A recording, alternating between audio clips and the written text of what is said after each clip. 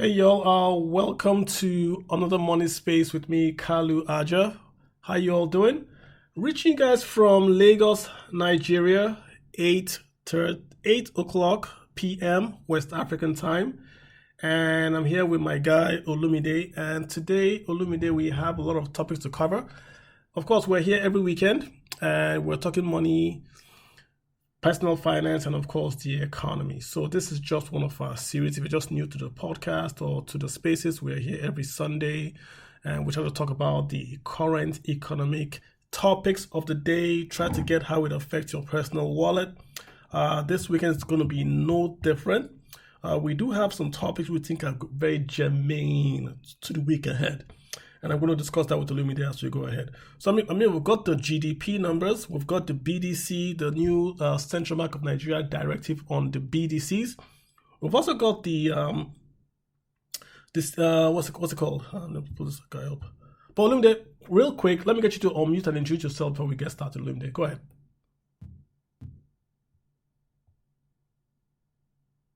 Yeah, thanks for having me, Kalu. Good evening.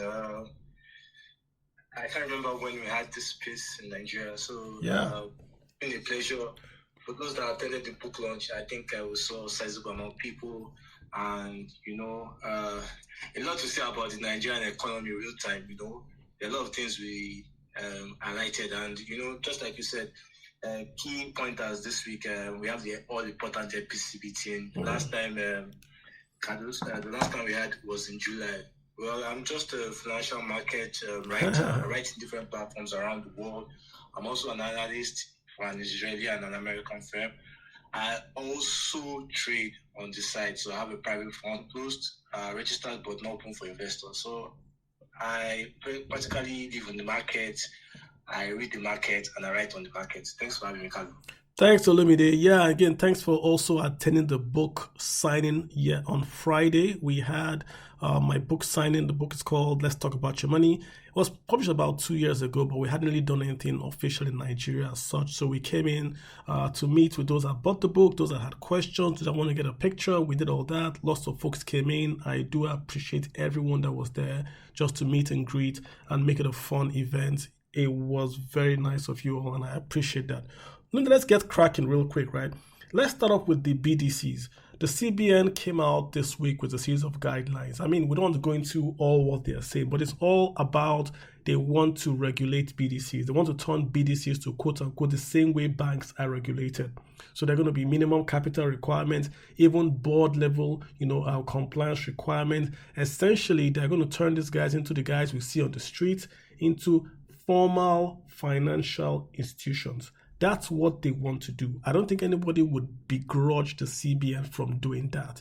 The question we are asking, I particularly am asking, is that does this then translate to supply?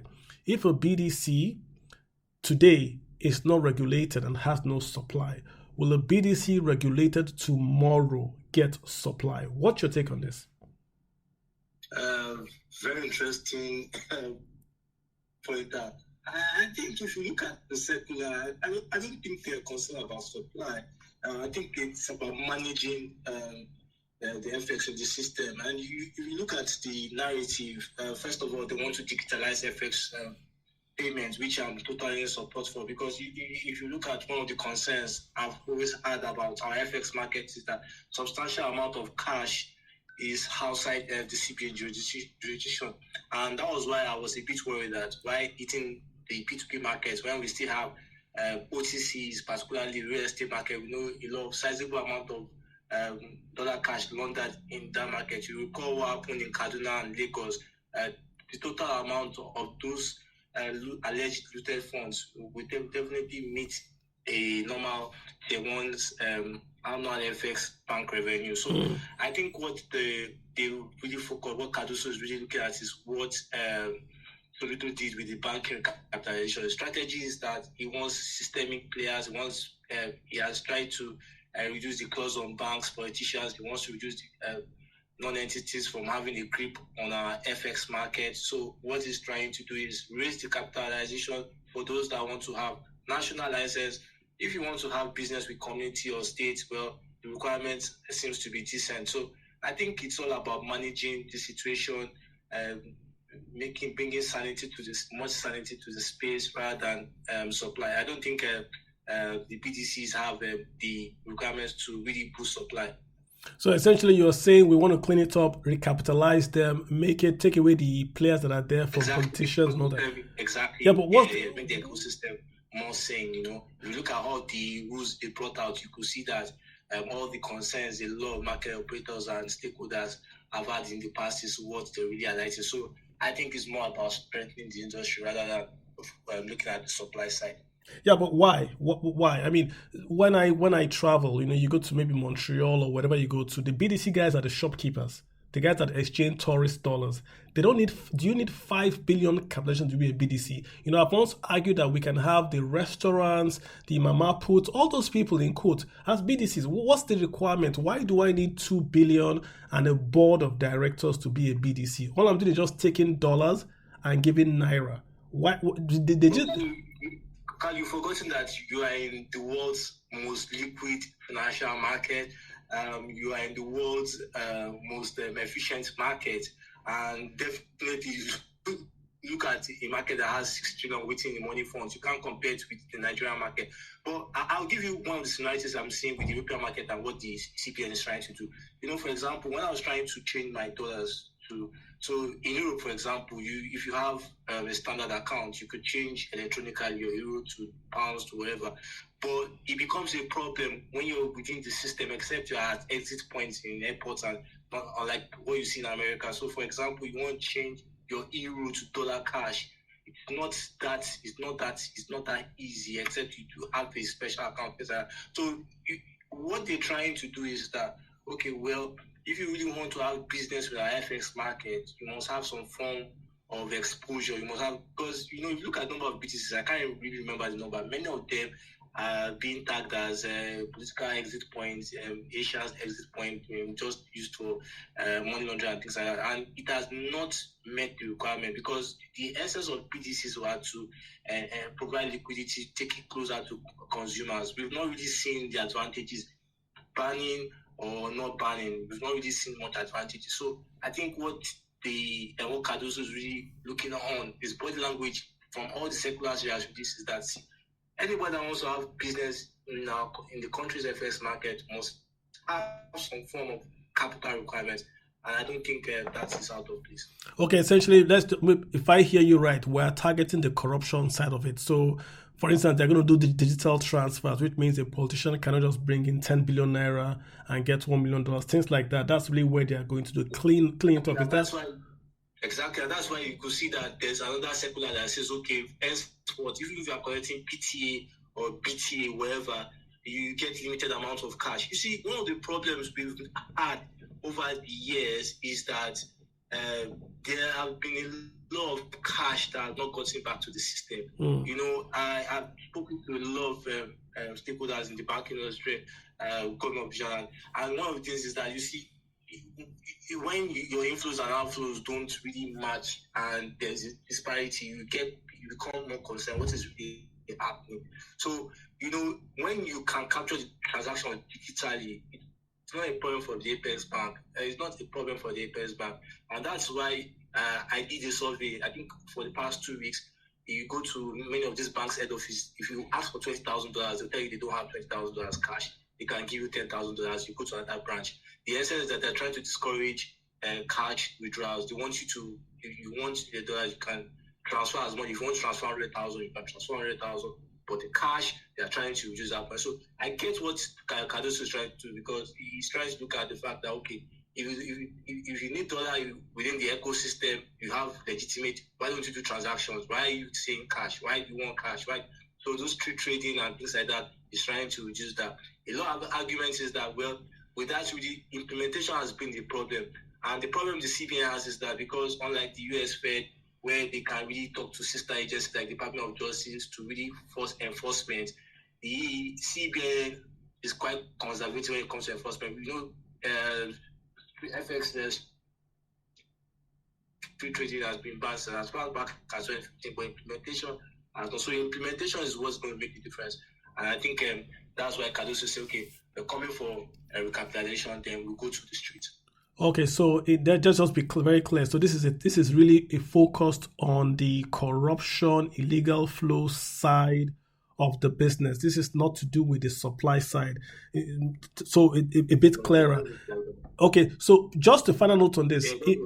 Okay, in the final note, right? So we're doing demand, we're doing supply. The CBN seems to be focused on the demand side, i.e., it's restricting demand. It's saying you're going to take your dollars out of Nigeria if you're an oil company, reducing the PTA. That's a demand side, Do you think they are doing enough on the supply side to get dollars into the country? We've raised the interest rate to attract FPIs. Do you think they've done enough, i.e., on the supply side, to bring in those remittances? Do you think something like this harms remittances or has no effect on remittances? So that's two questions there. Are they doing enough? And do you think this harms or remittances or has no effect?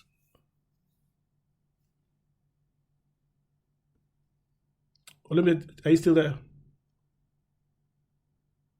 Give me a second. Let me just bring in Samuel. Samuel Makinde, hi, how you doing? Thanks for following so far. What's your take on the discussion so far? Olumide, were you speaking? I'm sorry, I didn't hear you. Yeah. Wait, did you get my questions? Okay, sorry. Yeah, I got your questions. I was highlighting the fact that they've not done enough, and that's why the market concession is that the CBN has to raise interest rates by 225 basis points at least. If you look at the benchmark at 18.75%, that's going higher than about 21%. And there was an extreme hawk that anticipated that the CPI. So the incentive is that they really need to raise rates at least to match up inflation rate and also bring in FPIs. But you and I know that the CBN has limited ambition, despite the fact that raising rates. The oil output is still at endemic low levels. If we remove condensate, we look at Nigeria's exports, and with the weak disposable income across the entities, then it's really a concern. So I think it's more of the fiscal side. So definitely supply side has not been matched, but I think Wale Edo has started raising his body language on making those adjustments. Okay, all right. So it's more of a demand side. But do you think this harms remittances or has no effect? What do you think? Just on remittances, what do you think? To be honest with you, I think I'm waiting for rules because bureaucratic processes around our banks really discourage a lot of people to the P2P and official market. And that's why, ever since you need tax receipts, you need some documentations to bring in a sizable amount of inflows up, and fintech fintech businesses also have restrictions. So I feel that the bureaucratic and the alignment between the vacuum between other markets and our official market.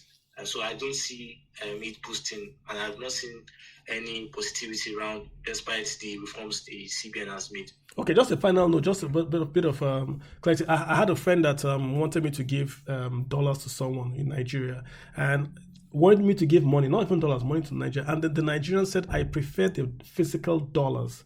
The guy was like, he will change it for you at any exchange you want. He's going to give you money, like give you welfare transfer. The person receiving the dollars in Nigeria says, I want the physical dollars, not the transfer at any exchange. It could be maybe 2,000. She doesn't want that. She wants the physical dollars. So it seems that a problem is that Nigerians do not trust the Naira, because they believe the Naira would keep on losing value as a store of exchange. So they are willing to hold the physical dollar, even if it goes up and fluctuates, than actually holding the Naira. So that could be somewhere where that's maybe the elephant in the room, where we don't want to hold Naira because of inflation. So we are demanding dollars just to hold, not to transact, but just to hold and save money. That's maybe what I perceive. Yeah, but it's not just that, Kalu, because I liked what you made a proper specification, physical dollar. Even you look at the electronic transaction, a lot of people don't want to make transactions even with their banks, despite the fact some have domiciliary accounts. I try to weigh in on why many people prefer cash, and different reasons: tax reasons, privacy reasons. They don't want it to be under the MSP of the government. And those that prefer electronic transactions pretty much are now going to the P2P market. So we have a problem in our, not just for value, And that's why the CBN says, okay, you know what? If you want to do dollar transactions, we're not saying you should not do dollar transactions. We prefer it to be digitalized. So if you collect PTA, you're going to get 500 maximum in cash. Your remaining 3.5 is going to be on domiciliary account. You can spend on whatever you want to spend it. And there are rules that if you don't spend, you should return back. So these are things that they will be monitoring. And with your NIN, BVN, so they are just trying to Olumide, let's explain that. Olumide, let's explain that clearly for someone. Let's explain that clearly. So if I come to Nigeria with say $2,000 and I want to change to $2,000, I want to change to Naira, they are saying they will give me 50%, correct? And then the rest will go into my Naira card. That's what they're saying, right? I get. No. What they say? No. What they say that's not for remittance. For PT remittance, it goes to your dollar account. Mm-hmm. Definitely depends. That depends on your bank rules. Okay. Like I mentioned earlier, like you visit some banks, they'll tell you that you can't get all the cash. Like maybe you come back later. They are discouraging cash. They want transaction, but they want electronic transaction. So for example, if you apply for PTA, personal travel allowance, that $4,000 you usually get. Normally, you can get everything in cash, but it's no longer the case. Now, what the CBN is trying to do is that, okay, rather than giving you all in cash, they pay it to your domiciliary account. So you can use your card payment or electronic tool. So you get about 500 maximum in cash. The remainder is in your account. So it helps the government to see how or what their citizens are and capture who really is spending dollars, because you see the cash transaction over time, and most times there are rules that when you don't spend dollars you bring it back. That rarely happens. So these are things that CBN Bank will be able to say, okay, these are what these guys are using dollars. So it's left to be seen if that move will be successful. But what I can pretty tell you is that CBN is trying to reduce dollar cash transaction in the ecosystem. True, gotcha. Olumide, but to be clear, there's something in the BDC guidelines that the BDCs will give you Naira card. They will give you a Naira card when you want to. Yeah, there's something that I can look for it when we go to your top and bring it back to you. I didn't see that. Okay, I didn't see that. Okay, I've not seen that yet. All right, let's take, before we move on to the next topic, it's going to be Binance. Let's take Samuel and Abba. Samuel, you've been on the call. What's your take on the CBN BDC and all that? What's your take? Samuel Makinde. Hey, Samuel, you got the floor. Go ahead. Going once, going twice, going thrice. Let's get Abba. Abba, what's your take as well? Go ahead. All right, so I cannot get brought to speak. So, Olumide, let's move ahead. Let's talk about Olumide. The big issue also this week was Binance. We had a back and forth with Binance, and the summary of it is that we had this rumor that Nigerian government had sort of, is it banned or capped or threatened to ban Binance from operating in Nigeria. As a result of that, we then got it confirmed by Mr. Bayo Ononuga, the spokesman to the president, that indeed Binance, Coinbase, and some other guys had been, should we say, their operation had been restricted in Nigeria. I'm not really sure what that means. Then we had Binance come out and say that their platform is not for, they don't want to set prices. They want to do pure price discovery, meaning that they're not going to take orders from the government to set a maximum selling price. I saw reports online that you could not sell more than 1,800 or so. If you try to sell more than 1,800 on the app, Binance would block you or so. What's your take about what's going on? Can you just give us a run view of what's happening with Binance, federal government Nigeria, and that crypto space? Okay, so first of all, when I heard the news, I tried to reach out to sources because based on what I do, I try to get official correspondence on such issues. The last time I checked, they were like, oh, there was nothing like that. They had nothing of such. I reached out to the government side, definitely, just to reach out to people that I know around those sides. I reached out to those that worked in the CBN and things like that. I didn't get any response. So my take was like, where did Premium Times get this story from, But I know definitely Premium Times must have gotten knowledge from somewhere. So the gist then was that, yes, the CBN, the NSA, and other enforcement agencies were looking at on how to limit the speculation. Now, let me take you back to how the P2P market is becoming so, why the federal government looks afraid of the P2P market.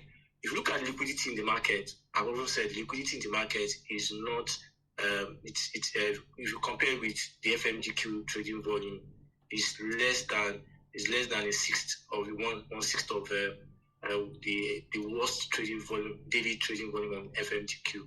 But what the P2P market brings that other official market in Nigeria is the reference point, because the market is quite efficient, really matches and it's transparent, and the average Nigerian resident has accessibility to that market.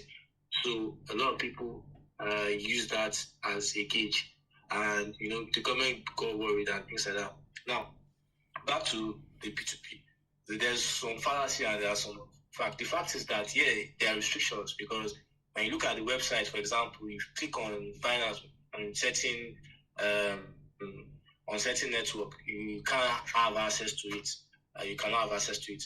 But the app definitely is functional. At least I'm around and I've been able to use the app. I'm an active user of Binance app and other crypto exchanges. So I think the government is playing a smart one. Apart from when the presidential spokesman confirmed the premium time story, there's no state official that was willing to, because they understand the social currency the crypto market plays on the average Nigerian.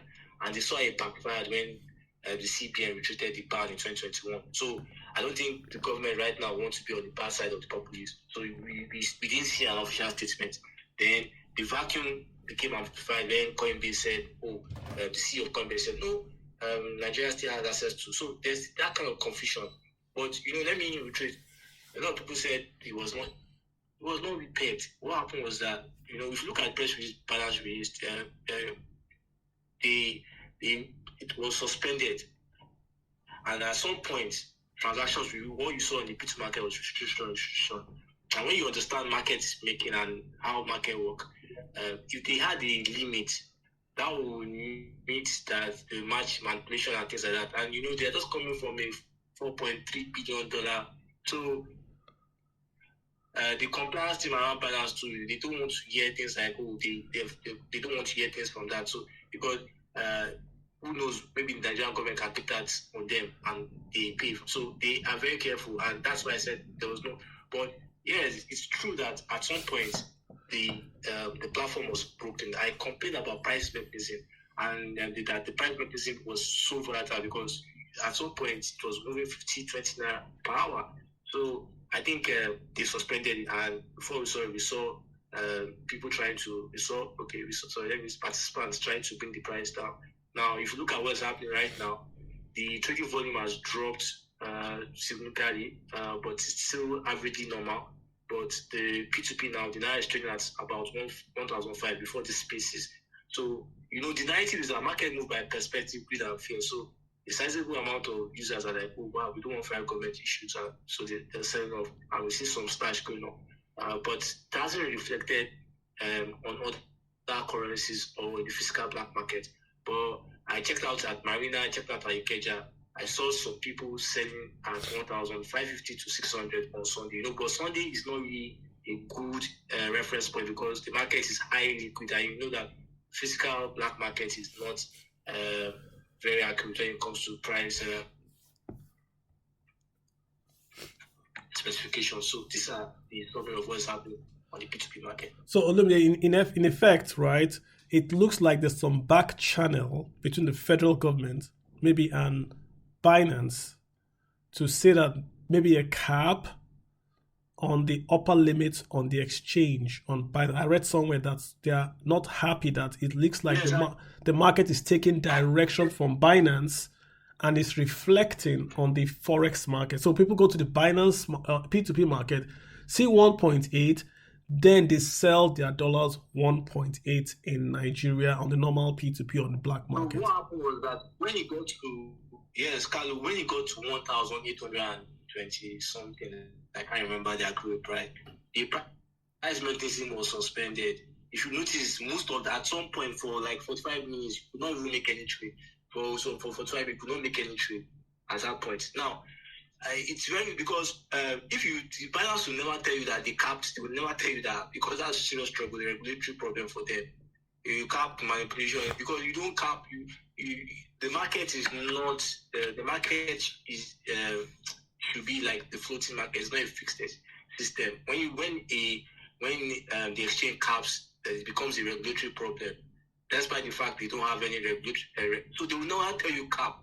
The people are just speculating at the cap, and I've explained that there was at some point, because if you look at from that point, it has been dropping. And if you say cap, now look at the price is trading right now. If you say cap, then it means that. So what they can do is do two things. Maybe indirectly, the federal government spoke with, because they are not regulated. So these are not official channels. So they would have gone through unofficial channels and linked that. Okay, see, we want you to. I'm just giving a guess, because if you look at the price, if you look at I've been watching the volume at certain price levels. They try to hit at certain prices, and the market keeps bouncing. But my fear is just that, you see, despite the fact that the government looks like they are having it under control, because ever since the narration of ban, if you look at from the peak, it has dropped considerably. But I covered it in November when it dropped below 1,000, and it sprang back above the 1,002. So while the government seems to be on top of the narrative, the question here is that can they really sustain it, and can they maintain it? That's another $1 million question.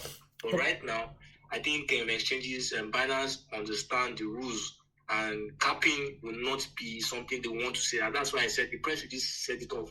They explained that they don't support manipulation, they don't support the official statement.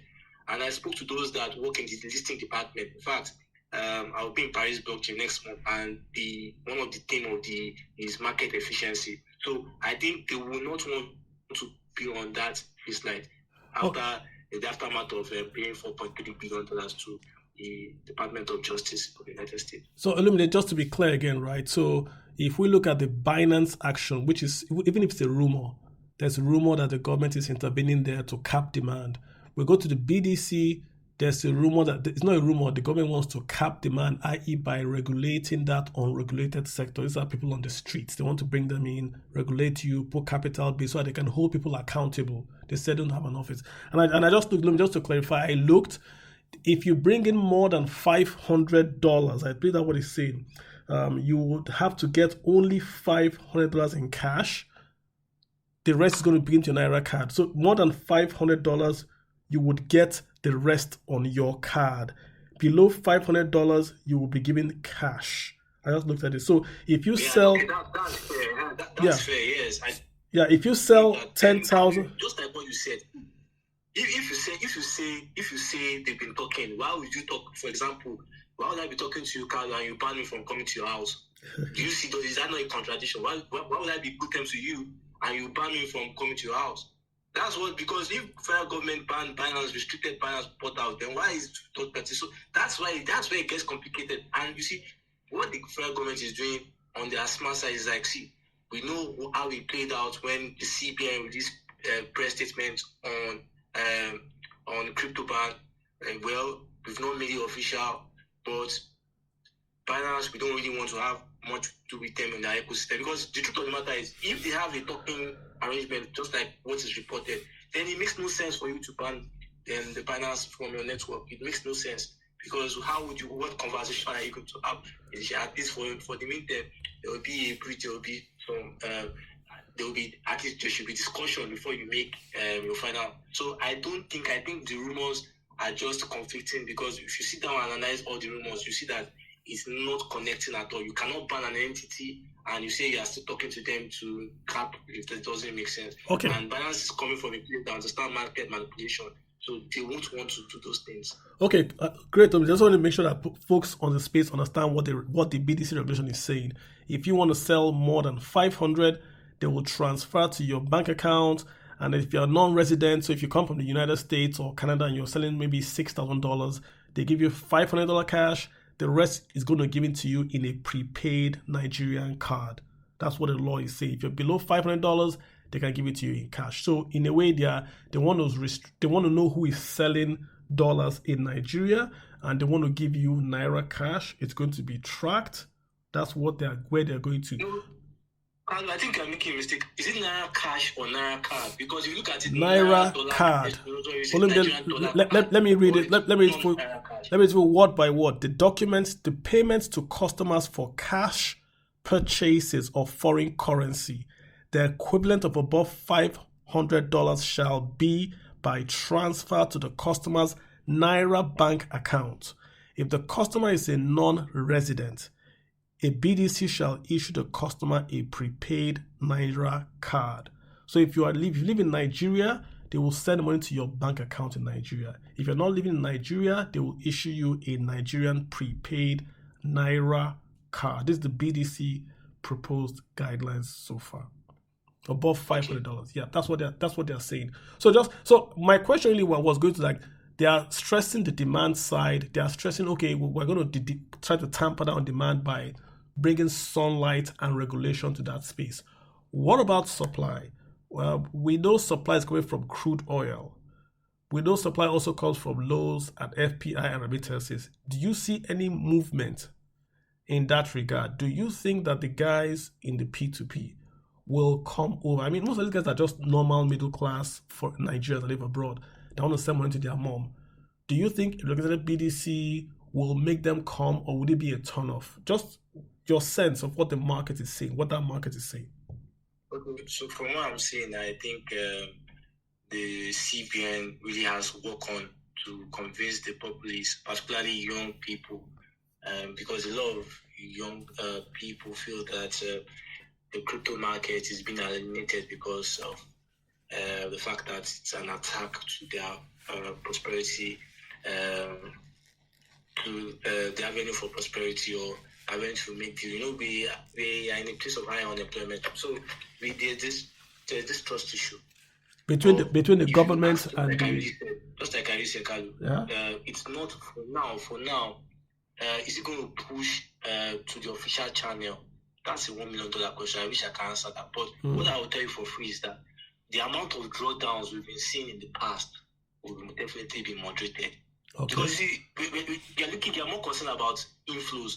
They are more concerned about managing FX right now, because I think it makes a lot of sense, because there's a limit to what the fiscal and the monetary side can do, apart from using monetary tools to bring.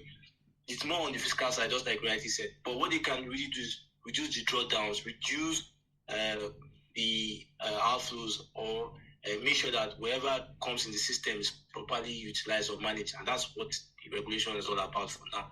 Interesting. Okay, let's pause it there. Let's just clear the space. If you guys want to speak, let me just see if they have a few comments here. We've got Lavish, Godwin. What's your take? We're talking BDC. We're also talking the CBN, Binance, Nigeria. What's your take on all this? Okay. Hi, everyone. Thank you, Mr. Kalu, for the opportunity. Thank you, Olumide, for the great insights too. Okay, so my point is about Binance specifically. I think that I'm just going to be very, very real and direct about this. I'm not going to beat around the bush. I think that the approach, or whatever strategy that FG, federal government, is using to want to manage the value of Naira is not working. A direct attack on cryptocurrency is also not a very good way to go about it. If you saw what happened a couple of days when Binance and some other crypto exchange website went down, if you saw what happened, there was it looks like for a few hours, it looked like Naira was gaining value, and then dollar dropped from 1,800 or about 1,870 to 1,320. It went that low when Binance was down. It went that low. But you see, what happens is that whoever is thinking about helping dollar to gain value by attacking crypto is not going the right way about it, because Nigerians, specifically Nigerians, are going to find other ways to trade. All right. Now, if there is a new high in the market, if there's a new high of high in the market, say dollar hits 1,900, that's the new high. That's the new support level. whatever happens, there are people that we call whales, all right? These are big-time investors in digital assets. They buy in the millions. They are not ready to make losses by selling off because our naira because our naira is gaining value. All right, because people are selling out of fear and then they also sell. No, they're not going to. So that's a new support level. That's a new high. Whatever the naira does around that time, around that zone, it's definitely going to come back. Dollar is definitely going to come back to that high of high. Because there are other exchanges like the Bybit, like OKX.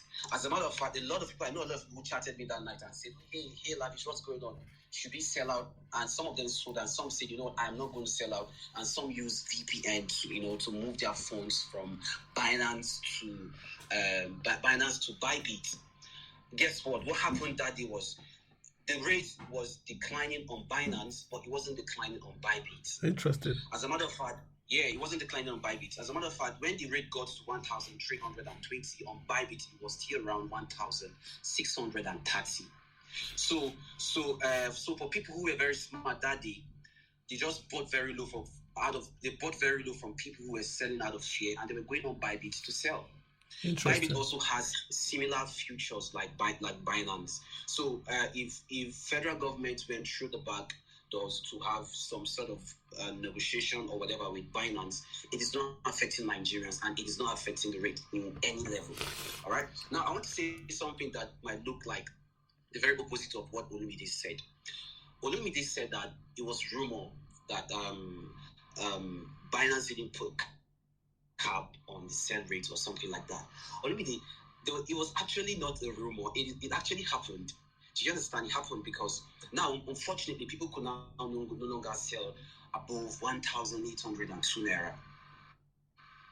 If you attempt to do that on Binance, it's going to bounce a couple of times. And if you continue to do that, they're going to take you off the exchange. That's why I explained to you. So that's why I explained to you that I spoke with, because they have people that work in this thing on Binance. And me, I don't speculate. I'm a trader, but I don't speculate. And I know what capping means. You understand? I know what capping means, but I don't speculate. But I'll tell you for free that if you look at the peak on the chart, around 180.25, the mechanism stopped. But that's why Binance released the press release that they stopped at some point. I don't know how long they stopped. That point they stopped. Things were not working. Trades were restricted. And that's why if you look at all their press releases, they never wrote, we capped. No, they never, and they will not tell you they capped, because that's an avenue for market manipulation. And Nigeria's trading volume is low. That's why I did a check. I was trying to tell the federal government, you're making a mistake, because attacking a lot of Nigerians in the crypto market, saying it's just speculations. Many Nigerians use crypto market for different reasons. If you look at the East, for example, if you look at our people from Anambra, for example, USDT has the highest interest. USDT has the highest interest because a lot of people use it for trade. It's not so popular. Lagos is Nigeria's biggest business capital. GDP-wise, 1/5 of Nigeria's GDP, about 1/5 of Nigeria's GDP, even when you adjust it with the present Nigerian inflation. But in terms of crypto, Lagos is not even the first 10. And I could collate this. It's just that I cannot share private company data. I've worked with some of these companies. So I've been able to see some personal data. I've been able to see statistics on Africa and other markets. I can tell you for free. Yes, I can tell you for free that Bitcoin is a south thing, because a lot of people see that store value. If you look at the North is very transaction conscious, and that's why you see meme coins. The only unique one was Solana and Ethereum, the North Central. So Nigerians have different use cases for the crypto market, and that's why I said that the financial market has gone beyond 1+1. Behavioral finance is the money of the future, and that's why I tell a lot of businesses, when you come to Nigeria and you don't understand the culture of Nigeria, you are going to lose a lot of money, because a lot of people focus on just Lagos. Lagos has PiggyVest, we have Paystack, we have 25 registered. In almost every local government, you have at least 100 banks. You have POS merchants all rooted all around. Lagos is safer than many states.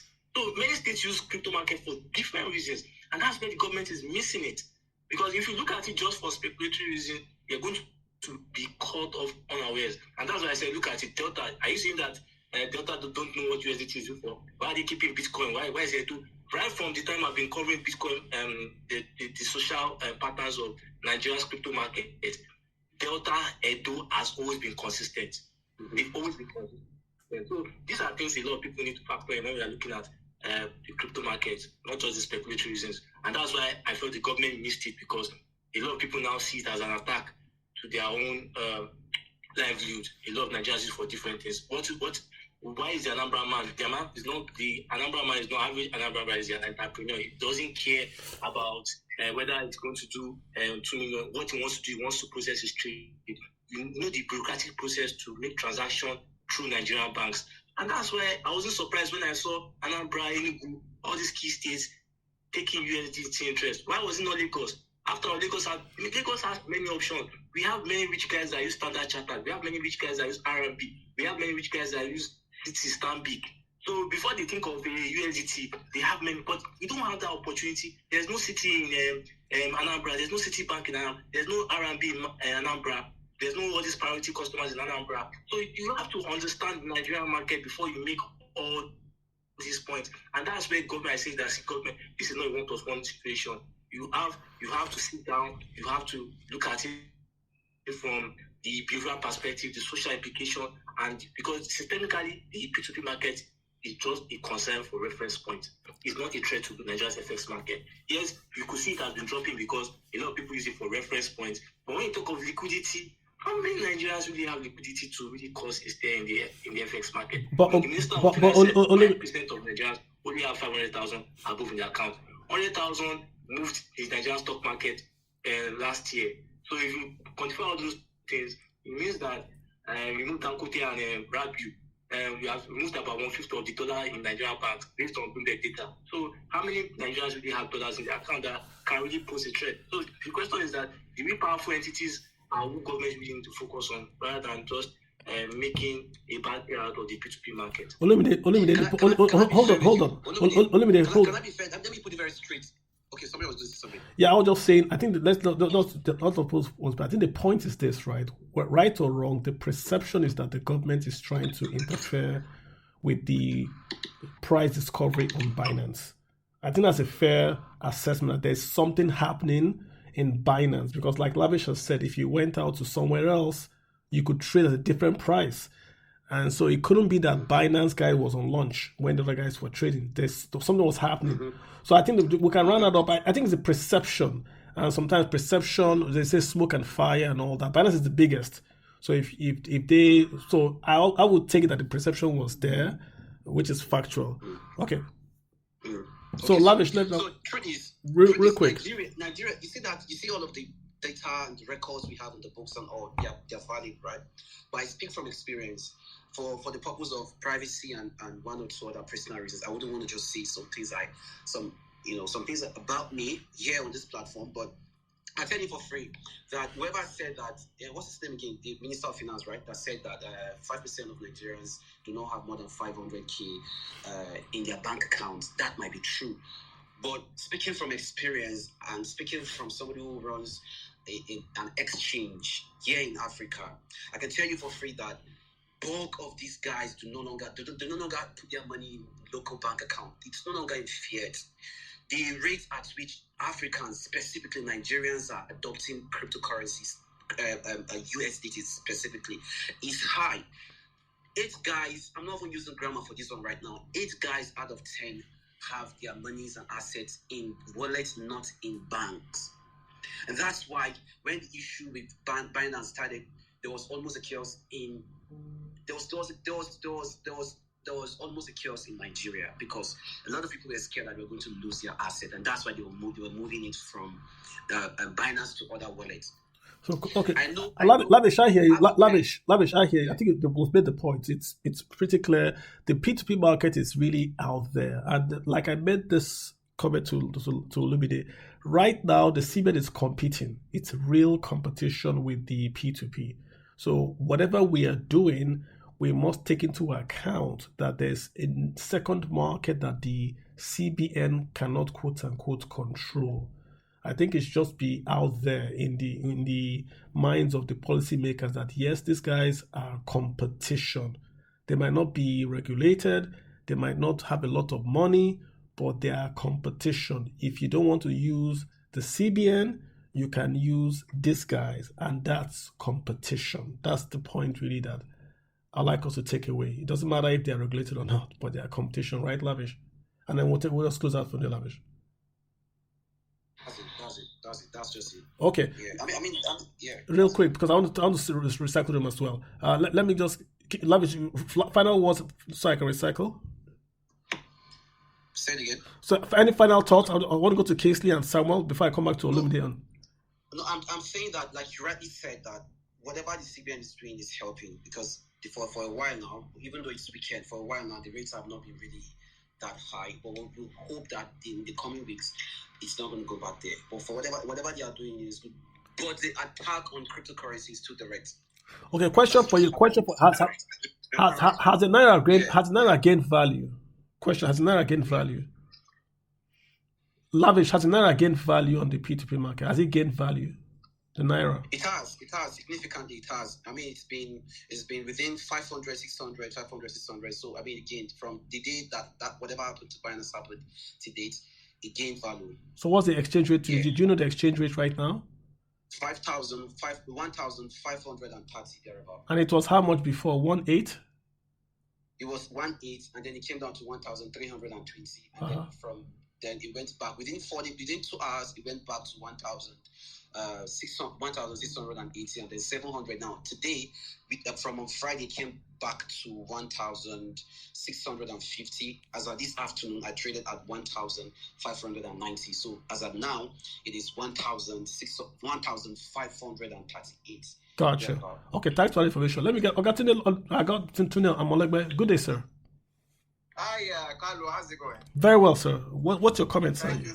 Thank you so much. I'm happy I caught this because I cannot claim that I know too much about Binance. That's the truth.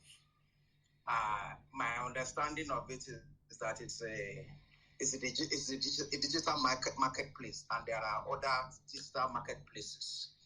And the truth is that I believe even before the advent of these new guys at CBN, before the decision to float the Naira, I believe that Naira as a currency was trading on Binance before. All right?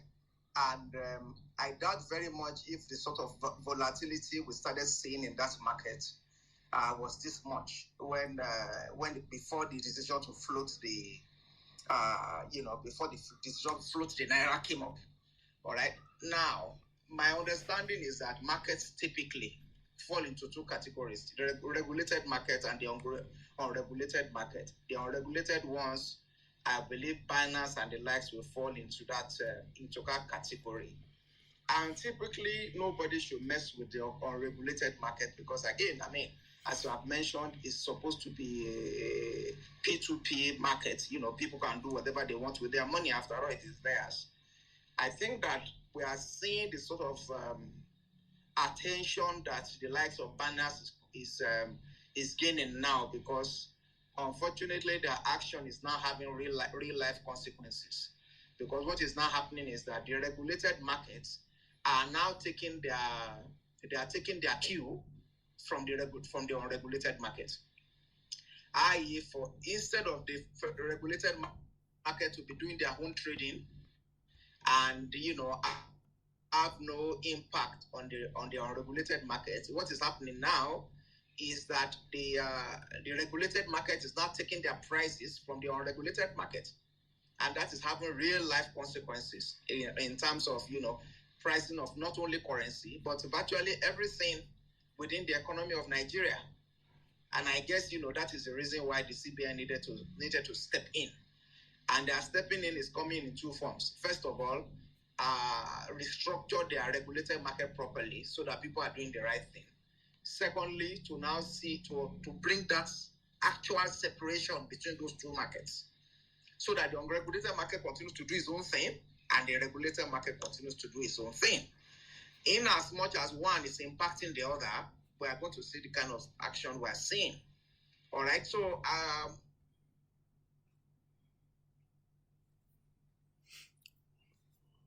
think I lost Tunde. If you can hear me, I lost your audio bit.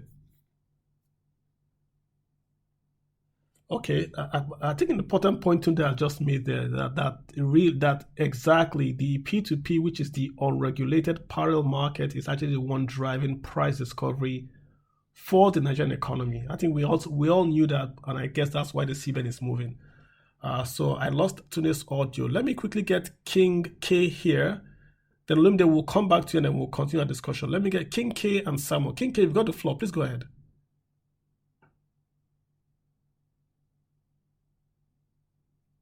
Olumide, please confirm you can hear me, Olumide.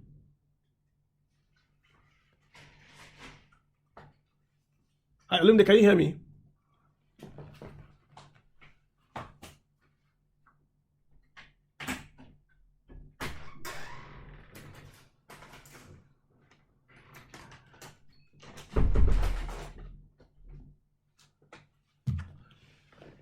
Olumide, can you hear me?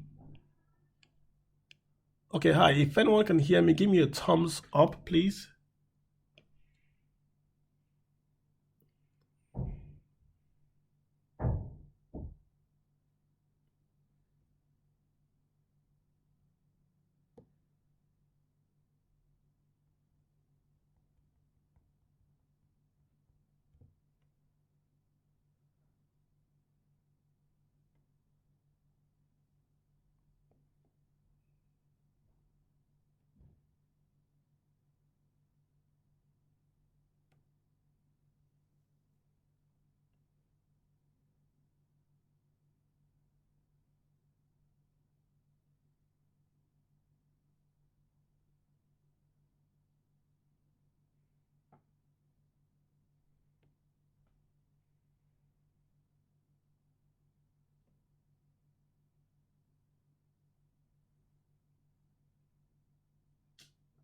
Hello, can you guys Samuel? I got Samuel Kingsley. Can you guys speak? Can you guys hear me?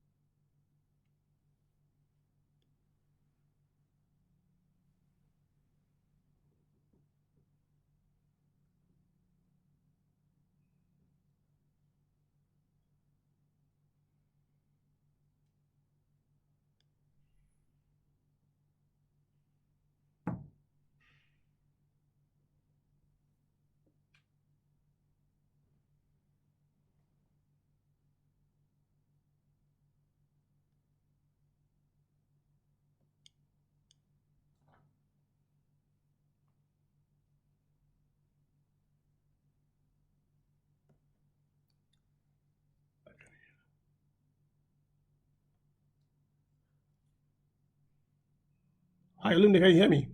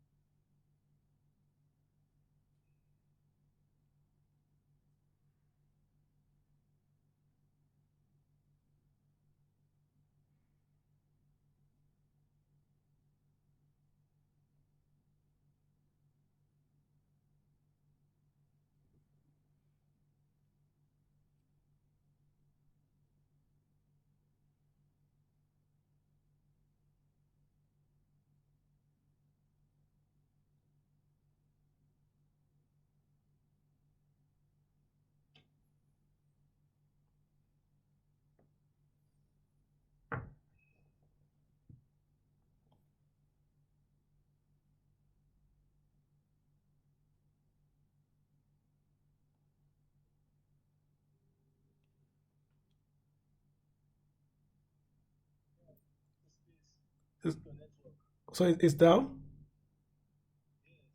Okay, let me go. Let me end it now, and then we'll just start it again.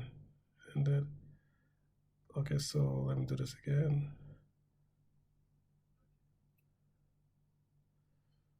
So it should be back up now.